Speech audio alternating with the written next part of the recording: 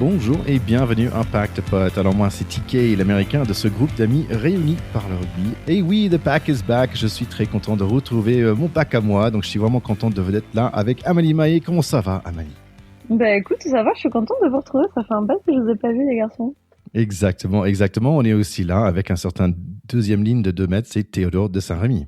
Et oui, fidèle au poste, hein, ça fait effectivement beaucoup trop longtemps qu'on ne s'est pas parlé. On a fait ce petit break, voilà, de Noël et de rentrée. Et maintenant, on attaque le tournoi qui va nous faire glisser gentiment vers le printemps. On adore ça. Ouais, exactement. Le tournoi avec Quel grand poète. plaisir. Donc, on a plein de choses à se dire dans cet épisode, plein de choses à voir. C'est vrai qu'on avait d'autres épisodes de Pacte Pot. En fait, j'ai eu le plaisir d'avoir Miguel Fernandez, notre grand ami qui passait plusieurs fois sur cette émission, on a parlé de tout ce qui est l'avenir de rugby à venir. Et voilà. Et aussi, on a un petit, notre ami Charlie, il nous a fait une émission recap de tous les 6 nations de l'année dernière. Donc, c'était un grand plaisir de parler avec lui en off. Donc voilà, beaucoup à dire cet épisode. On va bien sûr parler de tous nos Six Nations, on va parler rapidement des U20, bien sûr des Jeux Olympiques aussi, et un peu de Super Bowl, parce que c'était le Super Bowl ce week-end, les gars. Mais oui, les New England Patriots sont donc perdus, n'est-ce pas? Et voilà, c'est ça. Je vous donne un peu plus de détails un peu plus tard. Je propose qu'on y va tout de suite dans ce jeudi soir, ce match qui est maintenant un peu loin, mais c'était un vrai plaisir de voir. Mais avant de démarrer, j'aimerais juste dire un petit pensée pour Winnie Antonio, qui avait un problème cardiaque récemment, donc il nous a manqué sur le terrain, mais aussi, nous, ça fait longtemps qu'on pense beaucoup à lui. On l'adore ici à Pacte Pot. Moi, je l'appelle le gros, beau et barbu. Franchement, c'est dommage de le voir arrêter sa carrière si rapidement. Je voulais juste te dire quand même que Stade Rochelet, je trouve qu'ils ont des médecins qui savent ce qu'ils font, en fait, parce que j'ai entendu que ils avaient entendu une problématique, ils ont allé tout de suite vers l'hôpital. Et c'est pas la première fois où en fait des joueurs doivent arrêter leur carrière un peu, on va dire en amont, comme par exemple avec Lacroix et Gourdon par exemple. Donc je trouve qu'ils ont on va dire un staff médical qui vraiment prend soin de leurs joueurs. Oui, c'est un séisme dans le microcosme rochelais et aussi un petit peu dans le rugby français, parce que Winnie Antonio, c'est quand même une sorte de nounours géant que tout le monde a envie d'avoir pour se protéger le soir quand on a peur. Enfin, c'est vraiment le mec venu des antipodes qui a tout acquis et tout assimilé de la culture française, qui a été la poutre de ce pack pendant longtemps. Donc, c'est un choc et en même temps, pour avoir connu de près malheureusement des accidents cardiaques dont on ne se remet pas, on se dit qu'on est super content qu'ils aient décelé ça avant que ce soit grave. Voilà. Parce que là, il est soigné a priori. Et je sais pas, voilà, je suis évidemment pas son médecin, mais on peut se dire qu'en tout cas, il ne lui arrivera pas un accident cardiaque à l'effort pendant un match ou pendant un échauffement ou je ne sais quoi, qui sont des circonstances encore plus dramatiques. Donc ça aussi, c'est quelque chose qui permet de regarder le verre à moitié plein. Là, c'est terrible ce qui lui est arrivé, mais on est passé pas loin d'un drame, hein, parce qu'il y avait eu des signaux avant-coureurs et ça aurait pu très bien se passer sur le terrain. Ça rappelle aussi le départ terrible de Vakatawa, hein, qui avait dû s'arrêter prématurément. Alors, il Ça, reprend c'est le très récent, rugby. effectivement. Ouais, il reprend le rugby, hein. Je sais pas si vous avez vu les garçons, Oui, j'ai vu, super ouais. rugby. Là, il va reprendre le rugby. Alors, il pourrait pas en France avec ce qu'il a. Le règlement le lui interdit, mais voilà.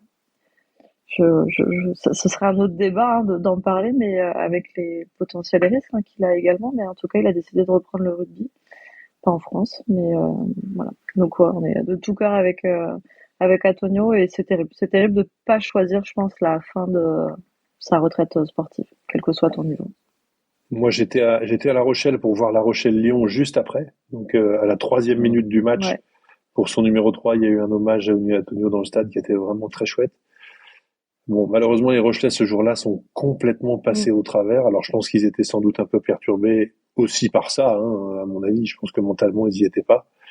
Ils ont encaissé 30 points dans la première mi-temps. Enfin, c'était hallucinant. Puis après, ils ont un petit peu couru après le score. Ils ont fait une deuxième mi-temps qu'ils ont gagné au score, mais ils ont quand même perdu le match. Donc voilà, il y avait une sorte d'ambiance un petit peu douce, amère, on va dire, autour de ça, et en même temps d'hommage très très sincère rendu par tout le peuple des supporters rochelais, qui sont quand même un des meilleurs publics de France. 10 ans à guichet fermé, ils ont construit quelque chose de fabuleux là-bas. Donc effectivement, hommage à notre ami Winnie Antonio. C'était beau et lunaire en même temps parce qu'en plus les Lyonnais ont marqué à la 3e minute. Alors du coup, il y avait tout le stade Ouais, qui applaudissait. C'était un peu bizarre jusqu'à ce qu'on ça allait comprenne pas du effectivement tout. parce que comme on était à la 3e et que c'était pour l'hommage, mais du coup le timing malheureusement était vraiment pas bon quoi. Ah non, ça allait pas Mais du tout. ça restait un bon moment. Allez, on va passer à nos matchs pour Six Nations.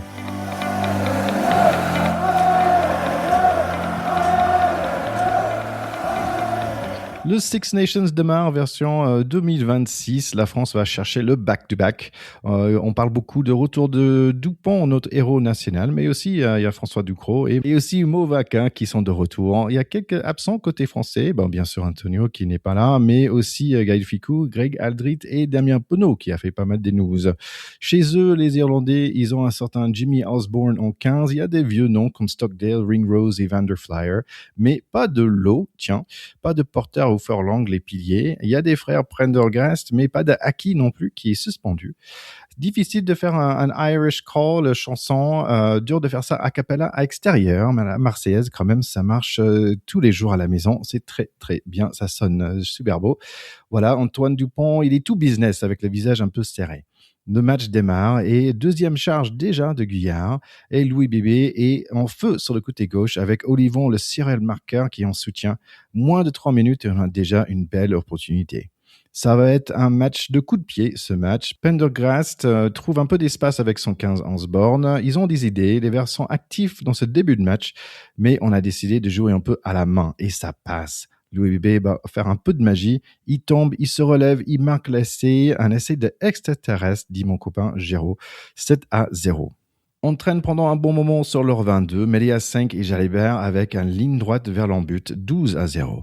On a le ballon en main encore, on avance bien. Gibson Park se retrouve encore sur les fesses, charge par deux portières. Et Guyard qui avance à chaque opportunité. Les Irish essaient d'avancer, mais c'est contre un mur bleu.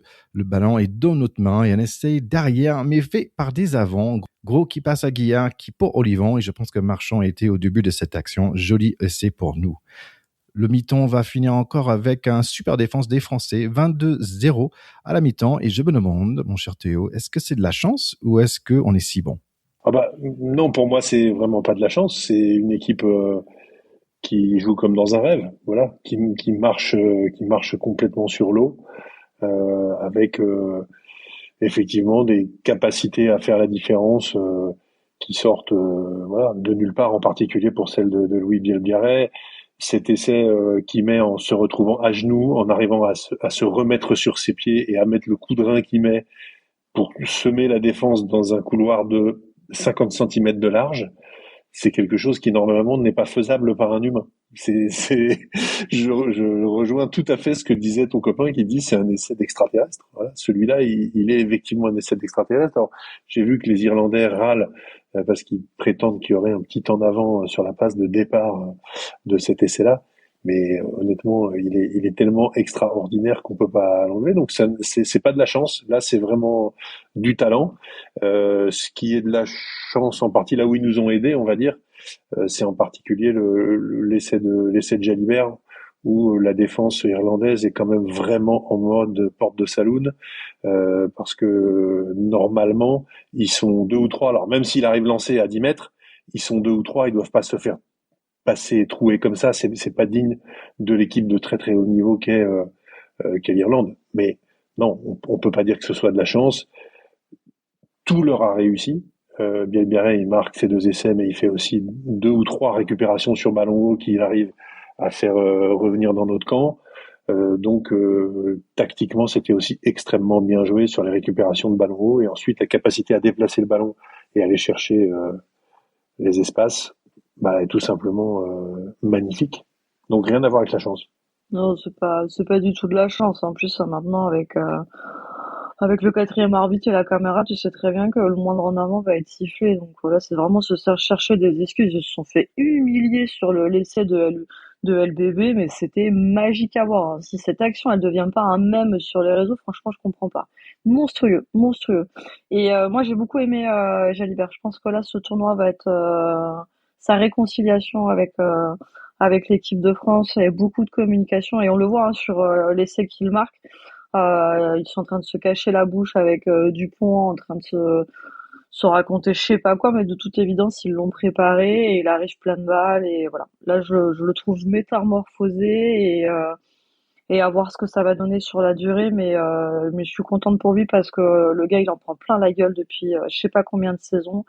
Et là, voilà, il était dans la shortlist des 4, hein, meilleurs joueurs de, du match et ça aurait été amplement mérité. Donc voilà, il est arrivé avec le numéro 10 dans le dos et il a assumé et il a assuré complètement. Donc cette première mi-temps était très prometteuse. Et j'ajoute que le troisième essai, il y a quand même que des gros qui le finissent, hein, puisque c'est gros justement qui ensuite donne aux deux deuxièmes lignes, qui jouent comme des trois quarts dans la ligne. Donc là, c'est aussi le chapeau à Fabien Galtier qui a fait le choix de mettre Olivon et Guillard, qui sont quand même plutôt tous les deux des troisième lignes, le plus souvent en club, hein, même s'il leur arrive de jouer deuxième ligne. Ça récompense la polyvalence de ces joueurs-là qui sont plus habitués à bouffer des espaces et à rentrer dans des intervalles sur des phases après phase statique. Là, c'est une récompense totale aussi des choix du sélectionneur.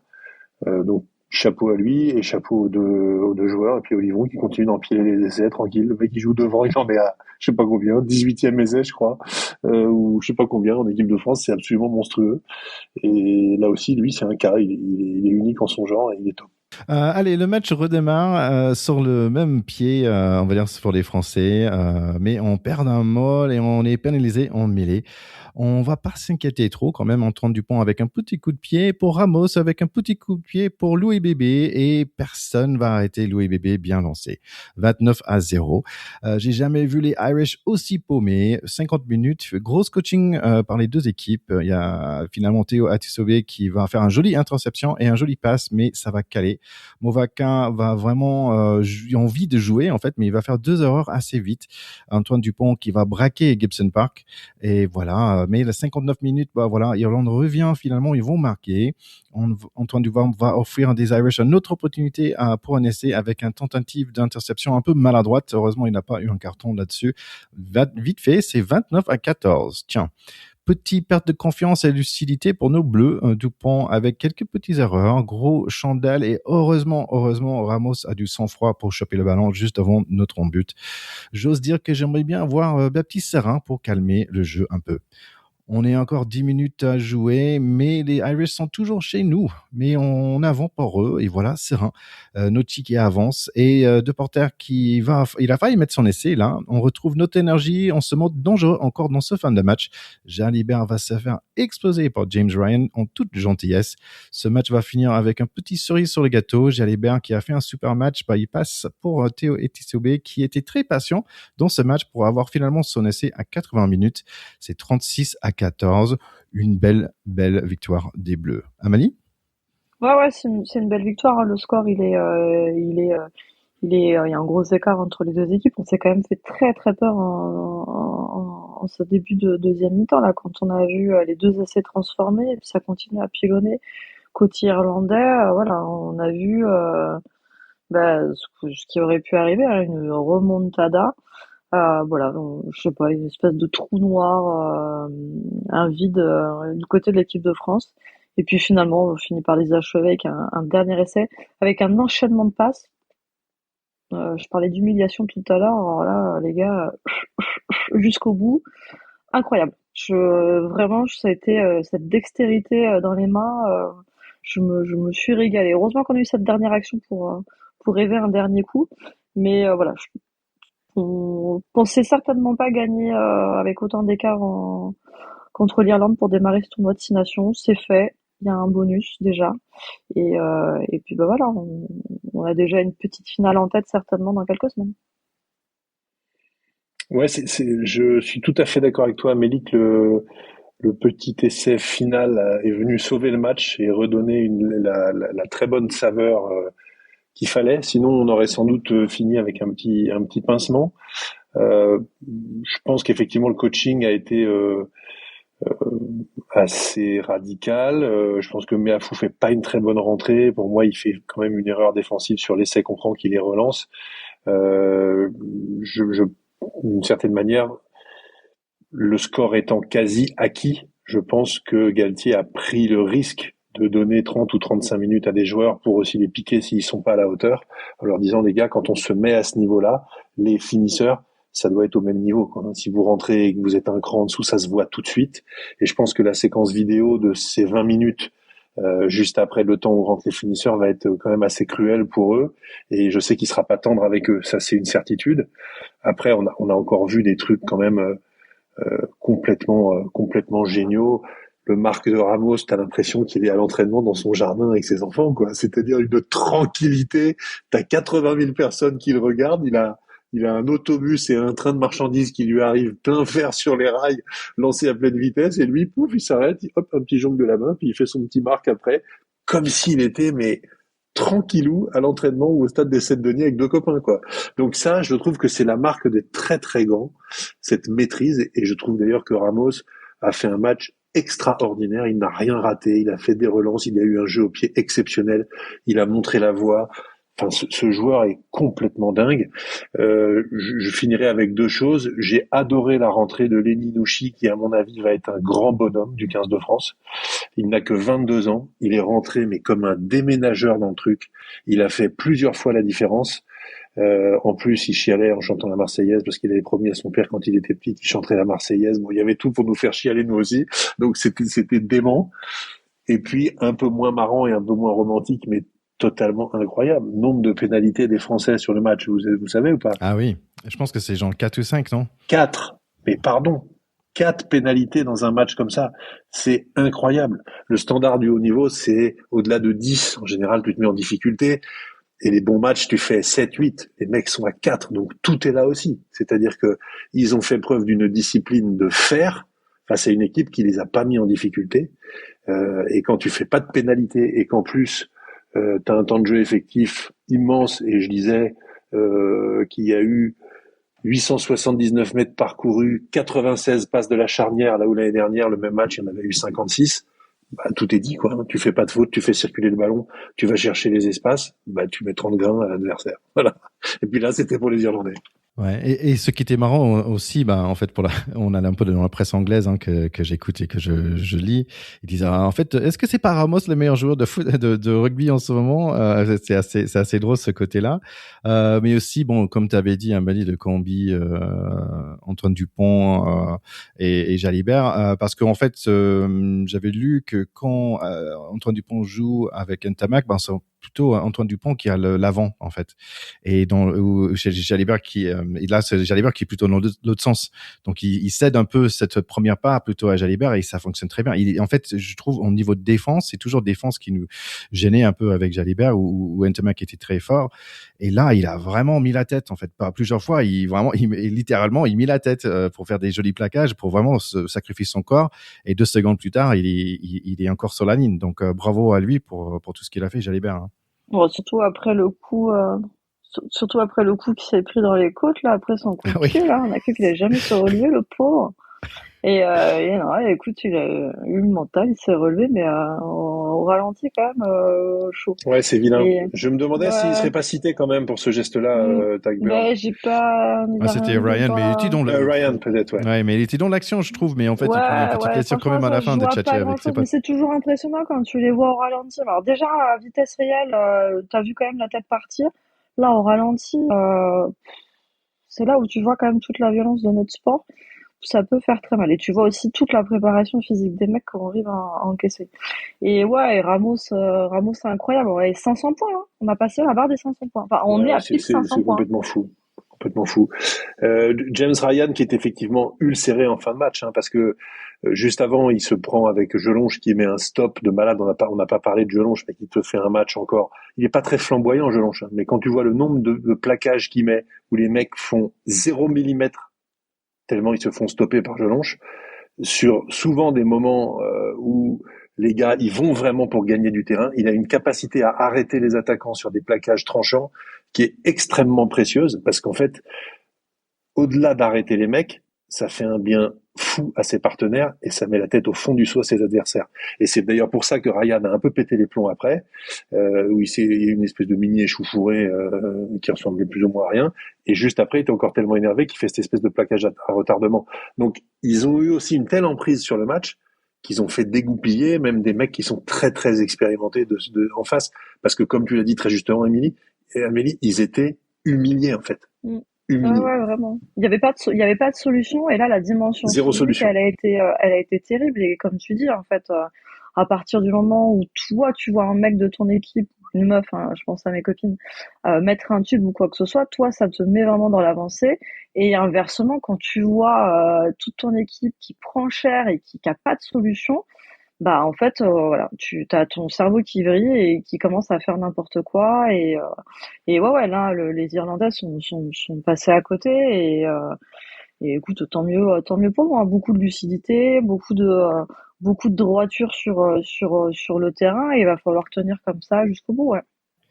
Ouais, incroyable que Gibson Park, c'était facilement le 9 de l'année de dernière destination dans l'absence de Dupont. Et là, il se retrouve sur les fesses 2 fois et il a aucune solution. Bon, bref. Bien sûr, l'homme du match, c'est Guillard, mais quel match par lui. Et chaque fois, il a avancé. Il y avait 2-3 mètres gagnés. Il y a aucune question. En fait, il a fait un travail de monstre. Et j'adore ça. J'adore dans le rugby qui donne l'homme de match à la mec qui fait 50 minutes, par exemple, mais il a un tel impact sans marquer. Mais juste en gagner petit à petit quelques mètres, parce que moi, en tant qu'ancien O-line dans le foot américain, on n'est jamais l'homme de match, tu sais, les offensive line et tout ça. Nous, c'est que des quarterbacks qui sont l'homme de match. Et j'adore ça dans le rugby, qu'on peut avoir un numéro 4 qui travaille dans l'ombre, qui peut être l'homme de match avec tout le boulot qu'ils ont fait. Mais en plus, il était parce que on a vu à la télé en fait les mecs étaient en gros dans cette espèce de shortlist et on est d'accord, il y avait Jalibert, Ramos et LBB avec lui, donc il y avait quand même les mecs qui ont mis au taquet de points, les mecs qui ont fait un gros match aussi et comme tu dis en fait on a valorisé l'avant qui a eu le moins de temps de jeu sur les quatre et qui a clairement fait le travail de l'ombre et le travail ingrat qu'on déteste faire sur les avants mais qui permet aux autres aussi de sublimer. Il a été monstrueux, un régal à regarder. Et Très la passe inspirant. décisive pour Mm. Olivon sur le 3e essai quand même. Ouais, Donc c'est très le très mec qui sait à peu inspirant. près tout faire, quoi. Allez, on aime bien les deuxièmes lignes ici. Tout à Allez, fait. on passe à l'Écosse-Italie. Voilà, on a quelques noms qu'on connaît assez bien. Tupiloto qui est le capitaine. Finn Russell qui ne sourit pas. Il y a Stein et il y a Schuben comme Sudaf chez les Écossais, mais il n'y a pas Vandermel. Tiens, il y a aussi Hugh Jones en centre, mais il n'y a pas de Kinghorn en 15. Il y a des Ferguson, des frères dans le pack, mais il n'y a pas de Jamie Ritchie qui est maintenant à l'USAP. Et comme toujours, on a le grand petit Darcy Graham pour les Écossais. Les Italiens, ils ont leur capitaine Lamello. D'ailleurs, son papa était olympien dans la voile, en fait. Donc, il sait faire de la voile, leur capitaine, là. Et beaucoup de mecs de top 14, bien sûr. On a Brex, Garbassi, Ione et bientôt Menoncello. Ils ont des frères aussi, les Italiens, c'est canonné. Il y a Fuscon, le petit neuf, qui joue aussi au 7. Et voilà, 2 grosses moteurs dans le pack. C'est un Ferrari et un Zamboni. Vous savez ce que c'est, un Zamboni? Non, c'est là, en fait, dans le hockey sur glace, en fait, c'est le grand engin qui sort entre chaque break, là, pour, en fait, Ok, refroidir, en fait, le terrain de glace, en fait. Ça je s'appelle en anglais visualise un tout à fait. Zamboni. Et voilà, donc, une petite information pour vous. Bon, lui, c'est Allez, Zamboni, Andrea. Il a fait un sacré match, hein, d'ailleurs. il a fait un sacré Je sais match, pas ouais. si c'est un coffre à glaçons, mais il est pas mal. Allez, le match démarre finalement plutôt à 7 minutes, hein, avec un petit essai merveilleux, petit coup de pied à suivre pour un certain Leineg. Tiens, on se souvient de lui. Les Écossais n'avancent pas beaucoup et ce Leineg, il va choper un ballon dans l'air, très joli, et paf, essai de Menoncello qui était dans le couloir, tout en vitesse. Allez, c'est 12-0 pour l'Italie chez eux. À 20 minutes, repense par les Chardons, mais difficile de passer le mur défensif des Italiens. 2 pénalités et 4 minutes plus tard, ça passe pour le 8 d'Amsi. Donc c'est 12-7 pour les Italiens toujours. Il y a en pleine lune, en plein jour, je vois des fesses écossais. Italie va fréquemment être à l'attaque et ça va l'air pas mal, mais en fait drop raté, mais la pénalité ça va passer. Ione est dans son couloir, la mêlée est largement italienne, la défense aussi. 116 plaquages des Italiens pour 25 pour l'Écosse. C'est 15-7 pour le mi-temps. Je change de chaîne pour regarder un peu de slopestyle pendant le mi-temps. C'est hyper spectaculaire quand même. Quand je reviens à 47 minutes, les Italiens sont toujours dangereux, mais les Écossais, ils ont marqué 3 points quand même. Garbassi va faire le même. On est 18-10 toujours pour l'Italie. À 49 minutes, encore des mêlées sont italiennes. Mais l'Écosse est dans les 22 mètres et voilà, le terrain est couvert par des flaques d'eau. L'Écosse va faire une petite bêtise, carton jaune. L'Italie n'a pas forcément profité. Le ballon glisse partout. Il y en a un peu de mal sous les ballons hauts, mais difficile de faire un peu de magie dans des conditions pareilles. Écosse quand même va mettre un essai de filou par le 9 remplaçant, c'est Horn. Et les Chardons sont chauds, 18-15. Allez, on y va. On va voir si l'Italie peut faire l'exploit. Fin de match un peu haché quand même. Dernière ballon, c'est pour l'Écosse. À 83 minutes, ils ont dans le 22. Mais la défense italienne tient bon. Victoire assurée par les Azurés. Ouais, les Italiens ont eu chaud, hein. Ils ont fait un très bon début de match, mais voilà, les Écossais ont pas démérité et ça aurait été vraiment terrible pour les Italiens de perdre à la maison voilà. Moi, je suis après profondément chauvine, un énorme cœur porté vers l'Italie, donc j'aimerais voilà qu'ils fassent un bon tournoi, mais un peu mitigé sur cette première prestation. Je pense qu'il y a encore du chemin et là ils avaient l'occasion de prouver davantage contre l'Écosse et je suis pas sûre qu'ils avancent rassurés pour les prochaines échéances. Ça fait quand même 26 ans qu'ils n'avaient pas gagné leur premier match du tournoi. Donc, je pense que pour eux, si tu veux, cette victoire, même si elle est un petit peu tirée par les cheveux à la fin, elle suffit à leur bonheur. D'ailleurs, à la fin du match, tu vois, les mecs se tombent dans les bras comme s'ils avaient gagné la Coupe du Monde. Et honnêtement, c'est légitime parce que c'était un match quand même très disputé dans lequel ils auraient pu tout perdre à la fin, comme tu le dis. Moi, j'ai été très surpris que quand ils ont eu une pénalité à 2 minutes de la fin, ils la prennent pas pour être à +6. Parce qu'ils ont frôlé le match nul aussi, hein. Ils auraient très bien pu faire 18-18, ce qui aurait été complètement décevant pour eux. Donc ils ont eu cette espèce de panache de se dire on va aller sécuriser, d'aller remarquer un essai en pénal touche, ce qu'ils n'ont pas fait. Ils ont perdu le ballon à ce moment-là et ils auraient vraiment pu tout perdre là-dessus. Donc là, je trouve qu'ils ont fait preuve d'un petit peu de légèreté, même si certains peuvent appeler ça du panache. Je trouve que quand tu te dois de gagner des matchs parce que tu es à la recherche de victoires dans ce tournoi depuis des années, la moindre des choses, c'est de faire le maximum pour les gagner même d'un point, quoi. Donc ça m'a surpris. Après, je trouve que les Écossais ont quand même partiellement donné le match. Le talonneur, le premier, il a balancé des pizzas, comme on dit, toute la première mi-temps. Enfin, c'était n'importe quoi. Les lancers, ils ont perdu 7 ballons en touche, les Écossais. On peut pas gagner un match de rugby à haut niveau en perdant 7 ballons en touche. Ils en ont 2 pas droits, 5 qui se font piquer par les deuxième lignes et troisième lignes italiens. Dans ces conditions-là, c'est complètement mérité. Et s'il n'y a pas de certitude côté italien à l'issue de ce match, il y a quand même le fait qu'ils ont gagné. Et par contre, côté incertitude, et les Écossais, là, ils en repartent avec plein les baloches, hein, des questions. Parce que franchement, ils n'ont pas du tout été à la hauteur de ce qu'ils savent faire sur ce match. Et ce qui est intéressant, c'est qu'ils ont perdu devant aussi. C'est vraiment les 2 piliers, ils étaient magnifiques pour l'Italie. Ils sont dans tous les trucs de Six Nations, de équipe de la semaine. Il y a au moins 1 ou 2 piliers italiennes dans le top de la semaine. Ils ont été totalement dominés devant, ce qui est quand même un comble. Bon, les Italiens sont bons, ils progressent, etc. Mais bon, ça dit quelque chose, hein. Depuis 26 ans, ils n'avaient pas gagné leur match inaugural, les Italiens, et c'est les Écossais qui leur offrent. Moi, je suis le coach écossais, je l'ai mauvaise, hein.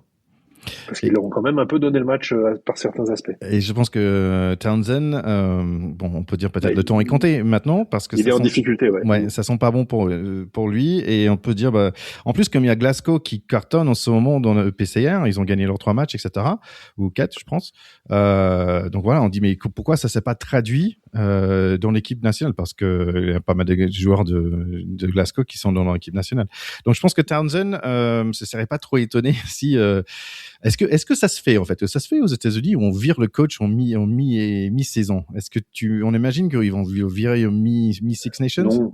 Non, ça se fait pas. Parce que t'aurais pas de solution. Par contre, qui dégage après s'ils finissent avec la cuillère de bois, etc. C'est extrêmement probable. Ce qu'ils ont montré les Italiens sur ce match, les Écossais, ils ont été dominés devant, et derrière ils ont rien montré. Ils ont pas franchi une fois. C'est eux, ouais. Ils ont fait que de faire des passes latérales. Rappelle-toi, il y a encore 2-3 ans, avec les ailiers Sudaf, on n'arrêtait pas de dire, là, les deux, Stein et Van der Merwe, les mecs, ils nous faisaient rêver, ils faisaient des remontées de 30 mètres sur le terrain toutes les 5 minutes. Ça ne les faisait pas toujours gagner les matchs, mais ils étaient spectaculaires. Là, on aurait dit une équipe qui dormait. Non, c'est horriblement triste pour le rugby écossais, là. Et Hugh Jones qui était un super joueur l'année dernière aussi. Et j'ai noté que les Italiens avaient 65 000 personnes dans le stade, donc c'est bon aussi pour le rugby italien. C'est un beau succès aussi populaire, et voir leur équipe gagner contre les Écossais d'entrée, etc., ben, c'est top pour la fédération italienne. Que ça continue pour eux. Allez, dernier match du week-end, c'est l'Angleterre contre Pays de Galles. 3-0 à 3 minutes pour George Ford. Dis donc, il est toujours là, lui. Il y a aussi Freddie Stewart qui est de retour le 15. Il y a Jamie George qui est le capitaine. Voilà, le premier essai, ça va être 5 minutes plus tard pour l'ancien Racingman Arondel. Ah tiens, il a que 23 ans, lui. Rhys Zamit, il a pas beaucoup de place pour lui, le Gallois. 10-0. Genge, il va faire un mini coup de boule, même pas de carton jaune. Première fois que les Rouges sont chez les Anglais, mais ça ne dure pas longtemps. J'aimerais dire qu'il y a un peu d'espoir pour les Dragons, mais non, avec 2 cartons rouges à 16 minutes et l'équipe anglaise qui est bien huilée, c'est mission très très difficile. Arundel déjà avec un doublé, bon, ce match est déjà décidé. Le stade de Twickenham est carrément silencieux, il n'y a pas un bruit. 15-0 à 19 minutes. Freeman, il joue très bien. Ben Earl aussi, 22-0. Ce match ne bouge pas beaucoup, on dirait de foot américain. Allez, un autre essai pour Arundel. Au moins, lui, il se fait plaisir. 29-0 pour le mi-temps. Deuxième mi-temps, on voit que Roebuck va marquer. Et finalement, un peu d'espace pour Pays de Galles. Itoge va prendre un carton 1 minute après son arrivée sur le terrain. Et voilà, Josh Adams avec 5 points pour les Gallois. Tiens, Marcus Smith et le pote de Théo, Henry Pollock, arrivent. Henry Pollock qui va presque marquer directement. Et voilà, 3e et 4e carton jaune encore pour les Rouges. Le maillot de Arundel est encore tout blanc, mais pas celle de Ben Earl. Allez, Rhys Zamet, il court dans tous les sens, mais pas dans la bonne direction. Allez, fin de match, c'est 48-7 avec aucun espoir pour Pays de Galles et en Angleterre en très bonne forme. Ouais, une équipe d'Angleterre assez inquiétante pour la finale qui se profile, hein, on le sait, ils sont quand même dans une très bonne phase, avec notamment une ligne de 3/4 extrêmement complète, leur ailier Tommy Freeman qui nous avait fait mal l'année dernière et qui franchement impressionne quand même à chacune de ses sorties, je trouve. Et à contrario, on a des Gallois qui non seulement sont dans une phase ultra critique, et en plus au niveau de discipline c'est catastrophique. Ils jouent 2 fois à 13 pendant le match, donc déjà à 15 contre 15 c'est très très difficile de battre les Anglais à Twickenham, mais quand tu te mets à jouer à 13 2 fois dans le match, autant rester à la maison, hein. Voilà, donc on a l'impression malheureusement d'une histoire sans fin pour le rugby gallois depuis le Grand Chelem de 2019, je crois, où ils avaient fait rêver la planète rugby et redorer le blason du rugby gallois qui attendait ça depuis très longtemps. Mais là, on peine à leur trouver des motifs de satisfaction, et on continue d'être malheureux pour les amoureux du rugby gallois. Voilà, je rappelle que le Pays de Galles, c'est une toute petite nation, hein. Le Pays de Galles, il y a moins d'habitants qu'en Bretagne. Et donc, le réservoir est pas éternel, est pas énorme. Et là, je trouve ça difficile pour les jeunes Gallois aujourd'hui d'avoir envie de devenir international pour leur pays. Donc, ça m'inquiète vraiment beaucoup. Voilà. Ce match est terrible pour les Gallois, mais on l'avait prédit, hein. Alors déjà, compliqué de démarrer, de jouer l'Angleterre à Twickenham, et puis avec voilà ces prestations terribles que les Pays de Galles a enchaînées. Malheureusement, on s'attendait pas à un miracle et il n'a pas eu lieu. Et alors tant mieux pour nous, hein, mais on arrive. Et je pense qu'on va y aller pour les rouster de la même manière. Donc, mais là, c'est terrible, et c'est même triste à regarder parce qu'on n'a pas envie de voir en fait des écartèles dans le Six Nations. Le but est pas, voilà, c'est d'avoir quand même un tournoi qui soit quand même sportivement qui tire vers le haut, et que ce soit pour les Gallois ou pour les Anglais, en fait, voilà, ce genre de match. Je suis pas sûre que ça fasse avancer, mais là, ouais, c'est terrible. Comment l'écart s'est creusé en quelques années, C'est c'est ça, vraiment c'est une terrible pour le dégringolade rugby. énorme. Et tu vois ce que je disais tout à l'heure, les Français ont fait 4 fautes dans leur match contre les Irlandais. Les Gallois en ont fait 16 contre les Anglais. Tu sais qu'au niveau international, tu dépasses 10-12, grosso modo, tu gagnes jamais. Ils en ont fait 16. Donc, tout est dit là-dedans. Tu rajoutes à ça une occupation des Anglais gigantesque, qui ont passé leur temps dans le camp gallois, en fait.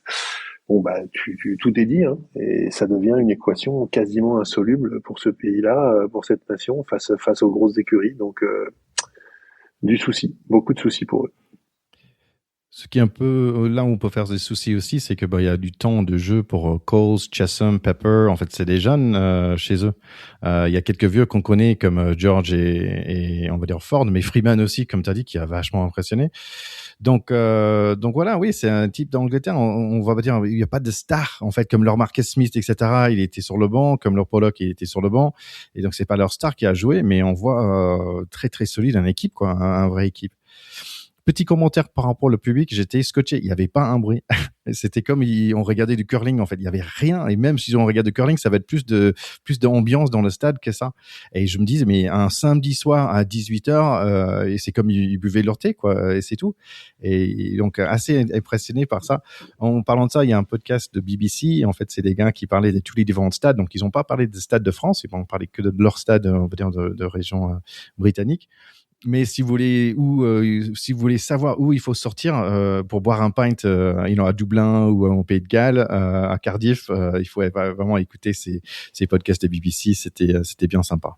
Le problème, c'est que nous, si on écoute des podcasts de la BBC, on comprend un truc sur 3, Thierry. Enfin, je dis ça pour moi. Amélie, peut-être pas. Ça a fait parier. Peut-être qu'elle a un anglais parfait. Elle écoute la BBC. J'ai déjà du mal à comprendre ce que dit Ticket en temps normal, alors. Allez, voilà, pour la semaine prochaine, on va faire, vous allez mettre vos chapeaux de pronostiqueurs. Irlande, Italie.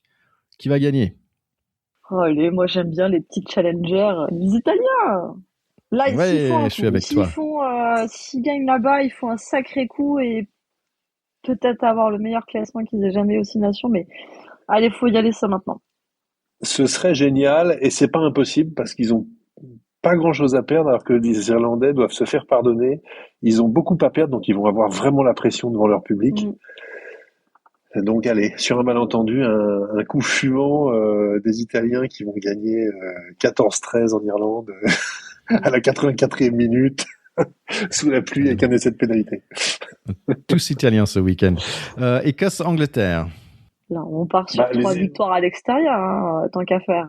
Non, les Anglais, ça va être... Ouais, les Anglais sont ultra favoris. Maintenant, attention, la Calcutta Cup, ces dernières années, a donné lieu à des matchs assez incroyables, à plusieurs reprises quand même, à des remontadas incroyables. Donc, allez, moi, j'espère qu'on aura au moins un beau spectacle. Je pense que les Anglais vont certainement aller gagner là-bas. Mais ce que j'espère, c'est qu'on aura un beau spectacle et que les Écossais vont vendre chèrement leur peau, vont y croire, peut-être perdre à la fin parce que malgré tout le rouleau compresseur anglais est là.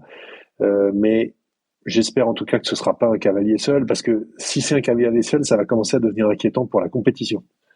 C'est-à-dire que il va y avoir 2 équipes qui foutent des branlées à tout le monde et les autres qui se bagarrent entre eux dans des matchs dont tout le monde se fout. Et là, ça va commencer à devenir compliqué. Et ce sera bienvenue au rugby féminin, parce que c'est exactement ce qui se passe dans le tournoi des filles. C'est exactement ça.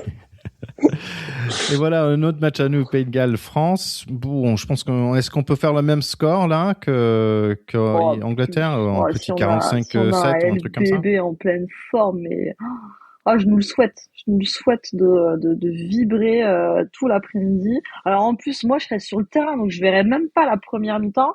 Je peux te dire que dès le coup de sifflet final à Dax, c'est à quelle heure, sort d'ailleurs le téléphone.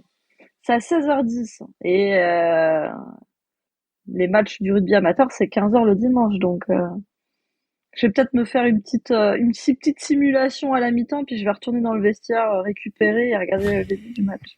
J'espère que mon coach n'écoute pas les podcasts. Non, je plaisante. Bon, non, ce qui va être intéressant, c'est la composition. Moi, j'aimerais savoir si Flamand va revenir en titulaire. On l'a pas dit, mais il avait fait le choix de pas être là. Ça a été beaucoup dit dans la presse parce qu'il accompagnait son épouse dans un contexte de procréation médicalement assistée, PMA comme on dit. Ça avait fait un peu les gros titres à droite à gauche, ou en tout cas des titres, parce que c'est assez rare pour être très positivement d'ailleurs. Et très positivement, tout à fait. Exactement. Donc, est-ce qu'il revient comme un titulaire ou pas après le match qu'ont fait les 2 autres? Ça va être intéressant. Et puis moi, je suis intéressé de savoir quand même ce que va devenir notre copain Damien Penaud, parce que j'ai pas très bien vécu le fait qu'il soit pas sélectionné sur ce premier match. Est-ce que Fabien Galtier sait ce qu'il fait et qu'il avait besoin de le piquer au vif pour qu'il revienne plus fort et se sente encore plus concerné, etc. Je ne sais pas, mais j'étais quand même très surpris qu'il soit pas dans le groupe. Donc j'aimerais bien savoir s'il va revenir. Et moi, c'est un joueur que j'aime tellement voir jouer que j'ai envie qu'il revienne. Voilà.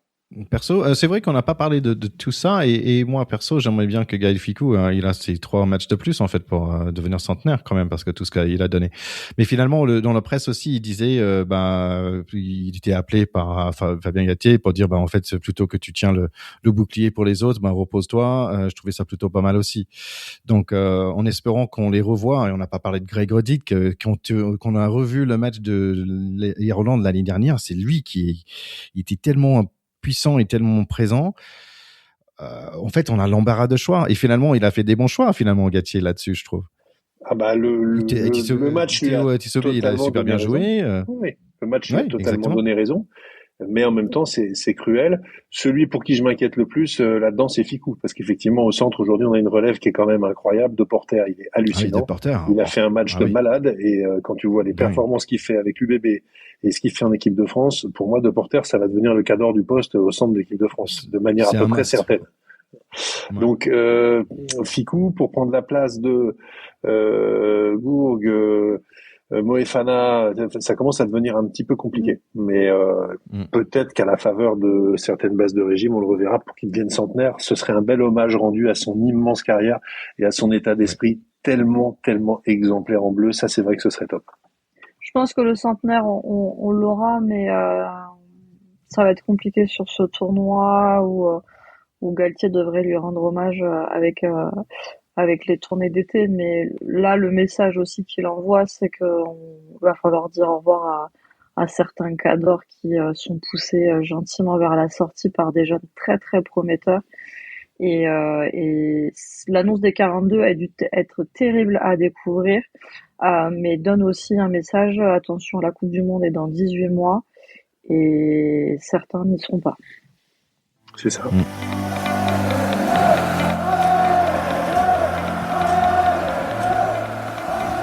Allez Théo, est-ce que tu peux nous parler aussi des U20 qui jouent aussi?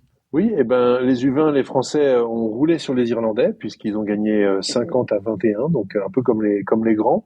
Les Anglais ont eu plus de mal à se défaire des Gallois 19-16. Alors peut-être le seul petit espoir pour le rugby gallois, c'est de voir que dans les U20, ils perdent que 2-3 points. Donc ça veut dire que ça fait à peu près jeu égal. On sait que ça veut pas forcément dire que 2 ans après tout le monde est chez les grands, mais enfin c'est une petite satisfaction. Et puis l'Écosse a réglé la mire contre l'Italie, a gagné 36-10 à Rome. Donc les jeunes Italiens, en revanche, là, ont pris un petit peu la marée à domicile. Et eux, ils ont dû moins rigoler en troisième mi-temps. Et Amalie, il y avait quand même un peu de Sevens aussi. Il y avait Singapour et Perth pendant les 2 week-ends là. Comment c'était pour la France? C'est assez mitigé en fait côté filles, côté garçons. Singapour, les filles ont échoué en quart et se sont retrouvées à jouer la meilleure place, à savoir la 5e, qu'elles ont obtenue. Et les garçons étaient en finale et ils menaient 12-0 et se sont fait rattraper par les Fidji et malheureusement échouent de peu pour décrocher une victoire en tournoi, mais en tout cas sont venus avec une belle médaille d'argent. Et ce week-end, la tendance s'est inversée. Les garçons ont un peu déjoué et pas de podium ce week-end, alors que les filles arrachent leur 2e médaille de bronze de la saison en battant les Américaines 21-14. Les Américaines. Oui, exactement. Et en fait, ça fait en tout, la France est 4e sur les 2, les hommes et les femmes sont 4e.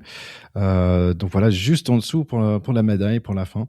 Allez, juste un peu rapidement. Donc Rugby Europe Championship, j'ai eu un grand plaisir d'aller en Suisse, à côté de chez moi, à Yverdon, pour regarder la Suisse contre Géorgie.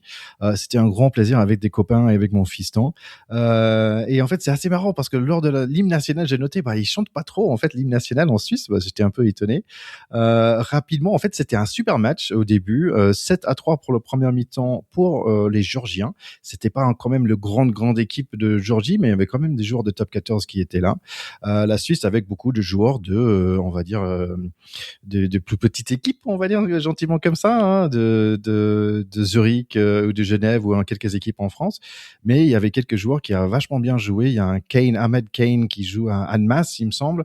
C'était vraiment un super spectacle. Bon, il reste très lourd quand même les Géorgiens. Ça a fini 54-3 à la fin, donc un deuxième mi-temps très lourd pour eux. Mais quand même, c'est un gros, on va dire, amélioration pour les Suisses parce que l'année dernière, c'était comme 110-0. Mais bon, j'ai pris énormément de plaisir à regarder ce match sur le terrain à 4 degrés quand même. Donc heureusement, j'étais bien emballé dans ma doudoune avec des gants et une belle écharpe et tout ça. Et je retournerai en 2 semaines pour aller voir la Suisse contre les Netherlands. À ce rythme-là, ils vont les battre dans 2 ans. Ils ont déjà divisé par 2 le score. Ah oui, on sait jamais. Normalement. En tout cas, c'était un vrai plaisir. Tiens, dans les autres scores, notre copain Charlie va être content parce que l'Allemagne a battu Roumanie. Tiens, ça c'est nouveau quand même parce que Roumanie qui était dans les Coupes du Monde. Belgique 17, Portugal 47, donc Portugal quand même qui roule sur les autres. Et Néderlands 33 contre l'Espagne, quand même, on va dire l'étoile montant aussi. Espagne quand même 51 points. Donc voilà, le Rugby Europe Championship, il y a des choses à voir. En théorie, la Géorgie est quand même très au-dessus de tout le reste. Ce qui serait intéressant, c'est de savoir si le Portugal ou l'Espagne sont capables d'aller les chatouiller. Mais grosso modo, c'est le seul, c'est un petit peu le seul enjeu. Et tout le monde sait qu'on adore le rugby portugais. Je mettrais une pièce plutôt sur le Portugal, hein, parce que dis donc, les Espagnols qui encaissent 33 points, c'est quand même ça, même s'ils ont gagné. Ouais, 33 contre les Pays-Bas, qui est quand même pas une terre de rugby, c'est pas extraordinaire. Ouais, exactement. En fait, le problématique, c'est qu'il n'y a pas assez de temps dans le week-end pour regarder tout ce rugby quand c'est 6 nations. Je pense que c'est ça le problématique. En plus de ça, c'était le Super Bowl, les gars. Et en attendant, en fait, j'étais en train de flipper entre les chaînes, comment dire ça, de changer de chaîne pour chercher le chaîne. Et en fait, j'ai tombé sur les Diables Rouges de Villepin contre les Météores de Fontenay-sous-Bois. Et à mon époque, quand j'ai joué au foot américain, en fait, j'ai joué contre les Météores. Donc, je disais, mais c'est à la télé, le foot américain français, c'est à la télé. J'étais là avec mes gars, j'étais aux anges. Je disais, mais si j'ai joué aujourd'hui, j'essaierai à la télé sur la chaîne Sport en France. Et en plus, c'était hyper bien filmé. Il y avait plusieurs camarades, 2-3 camarades avec 2 présentateurs qui connaissaient super bien le sport et tout. Et voilà. Donc, si vous êtes fan de foot américain, vous pouvez regarder du French football. D'ailleurs, il y aura bientôt, l'année prochaine, pour la première fois, il me semble, il y a les Saints qui viennent. Ils vont jouer à Paris. Il y aura un match de NFL. Donc, ça, c'est assez chouette. J'espère qu'ils vont pas jouer contre les Météores de Fontenay-sous-Bois parce que sinon là ça va pas être le score de Géorgie Suisse. Ça risque d'être dangereux. Ouais. À l'époque, je prenais mon lundi en congé pour être capable de regarder ce match de Super Bowl qui est regardé par des centaines de millions d'Américains. Là, bon, apparemment, j'ai pas raté grande chose. Match très défensif entre les Seattle Seahawks et the New England Patriots. Mais en fait, dans tous les cas, si vous avez regardé le match, vous avez vu un des invités de Pack de Pot parce que sur M6, il y avait Richard Tarditz qui était passé sur l'émission de Pack de Pot et sur beIN Sport, il y avait Philippe Gardon qui passait plusieurs fois sur l'émission de Pack de Pot aussi. Donc voilà, notre petit lien avec le foot américain.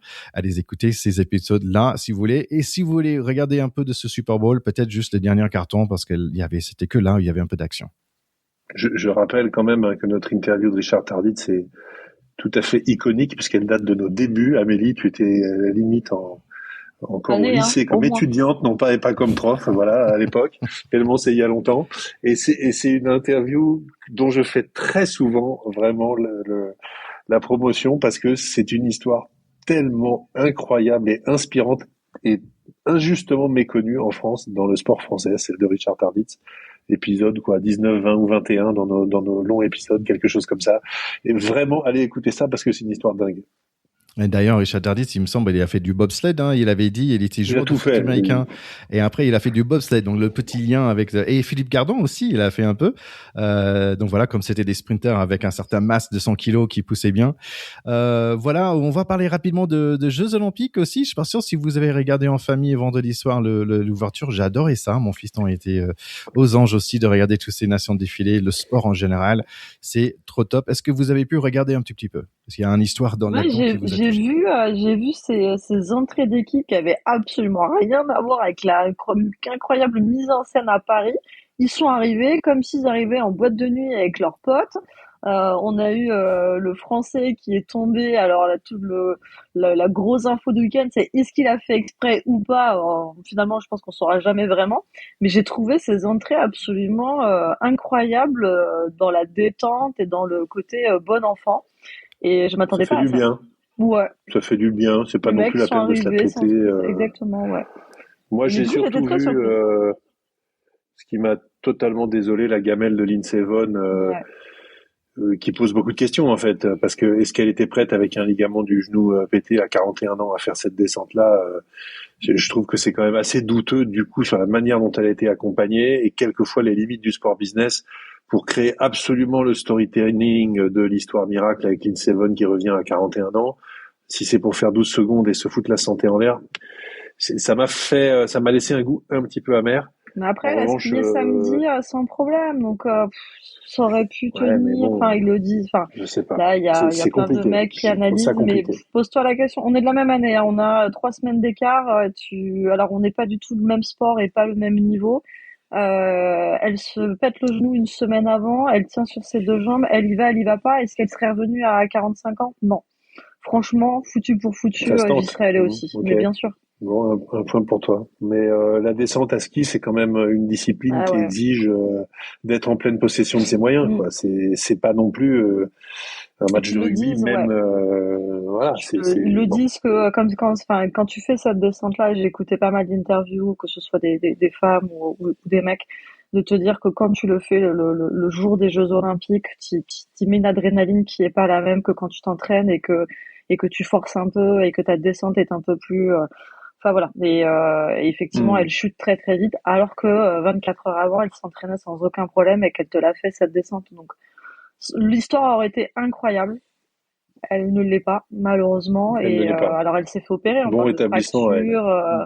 on parle de soins intensifs, alors avec pas de mise en danger, mais là, voilà. Là, la carrière est finie. La question se pose plus. J'aimerais bien ajouter une petite histoire en fait qui est à côté de chez moi. Donc déjà, je suis dans un terrain où il y a beaucoup de ski de fond aussi, et donc déjà des champions et championnes qui sont dans notre région. Et c'est marrant parce que tous les jeunes en fait à l'époque leur star super héros sportif en fait c'était Martin Fourcade en fait dans nos régions parce que tellement il est connu par ici. Et en fait il y a une histoire qui est assez sympa. J'ai vu qu'il y a un jeune qui est de Haïti qui représente Haïti en fait, mais il habite Pontarlier qui est juste à côté de chez moi. Et en fait, il fait membre de Olympique Mont d'Or, qui est là, il s'entraîne dans le petit village où j'habitais, où il y a un circuit pour le ski de fond. Et là, il habite ici à Pontarlier, et voilà, il représente ses pays Haïti pour la première fois. Il y a quelqu'un qui les représente dans le géo. Je trouve ça sur le cross country ski.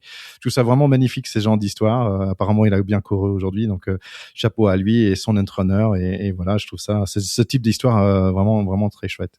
J'ai suivi juste la victoire dans le relais mixte de biathlon qui était génial et j'ai adoré Oui. parce que c'est Julia Simon qui gagne à la fin. On sait que Julia Simon, elle a eu quand même une carrière marquée par, récemment elle s'est retrouvée au tribunal pour un peu des erreurs de jeunesse, etc. Donc c'était dur pour elle. Et là, finir en 4e relayeuse, faire 5 sur 5 au tir comme elle fait les 2 fois, etc. et gagner, c'est des belles histoires. Ça fait rêver. Donc je les remercie parce que je vibrais dans mon canapé en regardant cette victoire et cette médaille d'or. D'ailleurs, j'ai vibré sur le hockey sur glace féminine, la France contre la Suède. Elles ont pris cher, c'était une bagarre, mais c'était un bagarre monstrueux. T'as vu les nombres de fois, ils étaient dans le penalty box, en fait. Il y avait une, mais elle a fait un check, mais dans les côtes de la française, la suédoise, et en plus, le goal dessus, au-dessus. Ouais, wow, c'était costaud, quand même, ce match. Ouh là là. J'aimerais pas être sur la glace avec eux. Tiens, ça fait tellement longtemps qu'on fait ce podcast, Théo, qu'on avait déjà vécu des géos ensemble. Et la dernière fois, j'avais fait des suggestions de nouveaux sports. Et avec mon fiston, on a trouvé des autres idées. Donc voilà, je vais vous donner quelques idées de sports olympiques. Donc déjà, vous vous souvenez de border cross, c'est l'espèce de snowboard où il y a 4 personnes et en fait le survivant il gagne dans un sens comme ça. Donc j'ai décidé, tiens, border cross avec épée, ça peut être une bonne idée. Hein, ça peut être pas mal. Ouais, cross de hockey. Bon, Voilà, c'est un peu voilà, plus. c'est une bonne idée. Sinon, le short track avec des couteaux, hein, ça Pareil. peut ajouter un peu de flair et un peu de piment. Sinon, par exemple, pour le bobsled aux fléchettes, en fait, tu descends en bobsled et tu dois faire des fléchettes, tu vois, chaque fois que ça tourne, ça peut être pas mal. Tu as Pas mal. des cibles pour lancer des fléchettes. Merci. La descente de James Bond, en fait, où là, tu descends en vitesse, mais en même temps, tu tires. Tu vois, c'est comme un biathlon, mais en vitesse. Ça peut Pas être pas mal. mal. Il y a on a pensé au curling, jeu d'alcool, en fait. Donc, tu vois, si l'autre Ça équipe serait il mon perd. préféré, celui-là. Ouais, je pense que, ouais, comme ça, ouais, il y a un vrai enjeu. Et la dernière, je dirais, c'est le ski parental. Hein, en tant que parent de jeunes enfants, Amélie, hein, si tu as déjà fait des skis avec tes enfants, tu prends genre 4 ou 5 gamins, le parent, et en fait, tu lâches les 4 gamins en même temps, et le parent doit prendre et s'occuper des 4 gamins qui descendent qui descendent sans contrôle sur la piste C'est de le ski. Donc, fameux voilà, j'appelle 5% ça. de perte parce que c'est exactement ce qui va arriver dans cette version-là, là. Genre, moi, quand on est 4, il y en a un qui va pas survivre. Désolé. Ah ouais, mais c'est horrible. En tant que parent, Donc, mais là, ça fait 25% de perte, hein, par contre, Amélie, si t'en as ouais, ça fait beaucoup. Alors, dis donc, j'en ai fait 4 déjà, je vais pas en faire plus pour en arriver au fameux 5% de perte. Hein. Ah non. J'ai donné. Bon, écoute, en tout cas, c'est un vrai joie de regarder ces JO et c'est un vrai joie de regarder ce rugby et c'est un vrai joie de faire tout ça ensemble avec vous, mon cher pack de potes. Donc, merci à vous d'être là. Merci à nos chers écouteurs aussi qui sont toujours là pour donner des likes et pour partager sur les réseaux sociaux. Et voilà, je propose que on boucle cet épisode et on se voit la semaine prochaine. Ça vous va comme ça? Mais ça nous va super bien. Moi, je vous embrasse tous les deux et j'ai hâte, effectivement, de débriefer la semaine prochaine qui s'annonce aussi tout à fait excitante. Et moi, je vous donne rendez-vous à 15h à Dax dimanche. Allez, bon match à toi et à très bientôt tout le monde. Bye bye. Ciao tout le monde.